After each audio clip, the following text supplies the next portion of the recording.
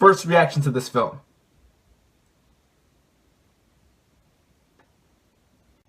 What is up, everybody?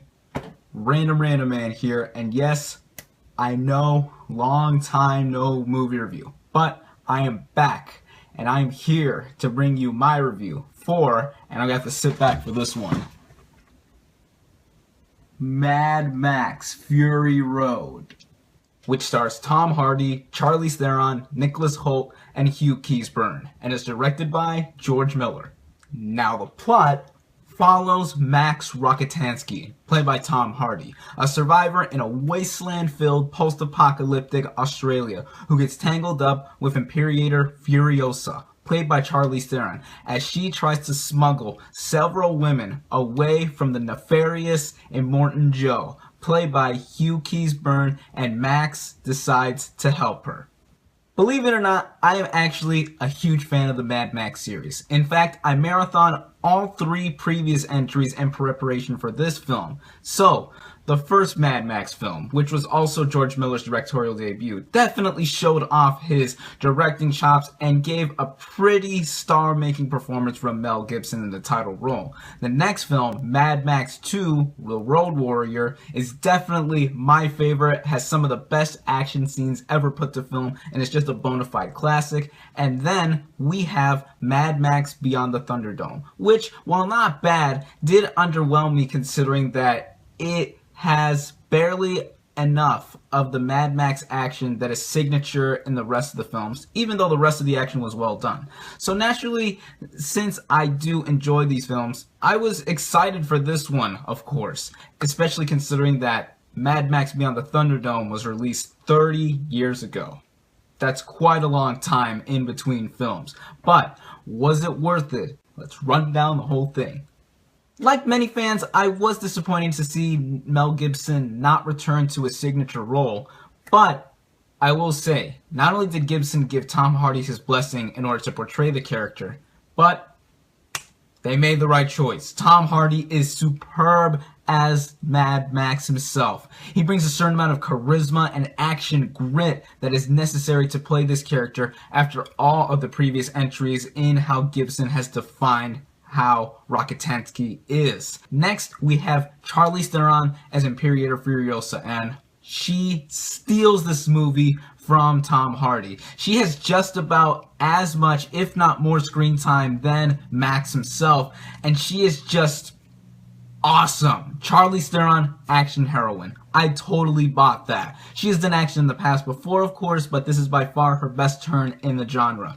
We also have more supporting characters in this movie, such as Nicholas Hoult as Nux. He is one of the minions of the main villain of the film, Immortan Joe, and he is darn near unrecognizable here. I mean, he is bald, he's pasty white with his skin tone, and he is just balls out and crazy, insane. He brings a certain amount of insanity that this movie already carries with it with the title Mad Max. Now we have Hugh Keays-Byrne as Immortan Joe himself.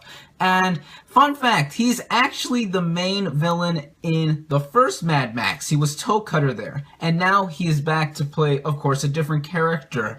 And he is just intimidating. Just his very grueling presence and his very disgusting appearance and attitude and just how villainous, nefarious, furious, whatever.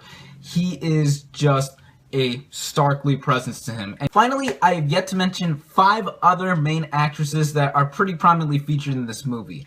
Those include Rosie Huntington-Whiteley, Zoe Kravitz, Riley Keough, Courtney Eaton, and Abby Lee. Now, these 5 play the wives of Immortan Joe, and they are trying to escape with Charlize Theron, of course. And they can be seen as damsels in distress at first, especially considering that they are all models, I believe. But I think they were utilized well here. Not only were they very developed in what their motivations were to leave and how they were just brought up in general, they can also kick ass just like Charlize Theron. These female characters are just so strong, and as well as being vulnerable. And all the other stock characters here are also cool, like the big stuntmen, everyone else. They add to the world building, which I will get to later, that this movie carries. These characters are just fan-freaking-tastic. From the onset, the plot here is really nothing much. I would say that this movie just amounts to a 2-hour car chase.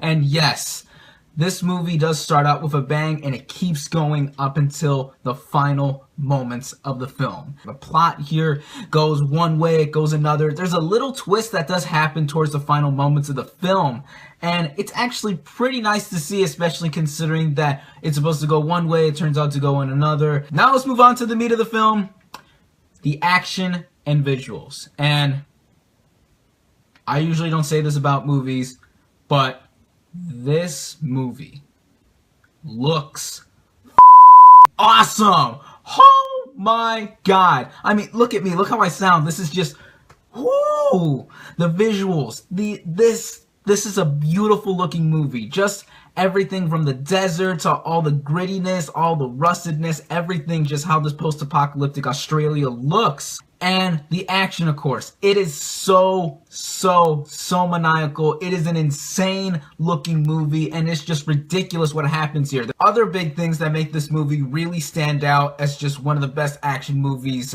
I've ever seen, or just in general, just a standing gem. From the visuals, once again, there are a lot of practical effects that are used here, and it's very hard to tell what is real or not. There are stuntmen flying off of vehicles, there's people getting hurt, people getting impaled, people getting shot, and there's just a sheer amount of dedication here, and it just makes me appreciate how much George Miller and the other filmmakers involved in this project really want to sell you on how realistic this movie looks. There's barely any CG here as well. The only CG that is very obvious is Charlize Theron's robotic arm and a massive sandstorm that does appear in this film. Alright, enough of that part. But I also have to say, the music. Junkie XL, a Dutch musician, I believe, even composed the score for this film. And he even makes a cameo in that he is one of the shredding guitar players, the single shredding guitar player on the huge rig that is going throughout a chase, and a bunch of speakers are behind him, and booming drum score is accompanying him on the sides and below. Wow. I also saw this film in 3D, and yes, see this film in 3D. It's not a gimmick. This is post-converted 3D, but it is the best possible example of how it is supposed to be utilized. But the best part about this movie is that you don't have to be a Mad Max fan to enjoy it. I'm already a Mad Max fan, and that's more for me to gawk at, because there's a bunch of fan service moments here and there for people who are so ingrained in this franchise for years, and that's a huge plus. But this movie also acts as a quasi-sequel, spin-off type of thing that I believe takes place in between The Road Warrior and Beyond the Thunderdome. And even George Miller even said that it's like a new episode of your favorite TV show. It's another one of Mad Max's many adventures. And that's what I love. It acts as a standalone film and as another Mad Max movie. And there are very big nuances that are thrown back to the original Mad Max films, from the editing style, how it constantly fades to black, and how the action is still sped up. I still can't stop talking about the action and the visuals. It's just so visually distinct that I cannot imagine any other director doing this other than the mastermind known as George Miller. It sounds like I'm being crazy here and that the movie has really taken me by surprise, but I was already really excited for this movie. I had high expectations going in, and they've exceeded them. My final thoughts on this movie are that everything, just everything, is pitch perfect in this film. The acting, the writing, even its pure simplicity and ridiculousness, and above all, the action and the visuals. How ridiculously insane, how extremely entertaining, and just how visually distinct this movie is. It is beautiful, it is gorgeous, and it is just pure spectacle. Anyone can get pure enjoyment out of this film if you are one who is a sucker for action movies just like I am. This movie is just one for the ages. This is one of the best action movies I've ever seen, definitely in the past decade, recent memory, whatever. It is an action-filled masterpiece. George Miller, I have huge respect for him. Even into his 70s, he is still making movies. He has made other movies that are separate from Mad Max, and I cannot recommend this movie more highly enough. My final verdict for Mad Max Fury Road is 5 out of 5 stars.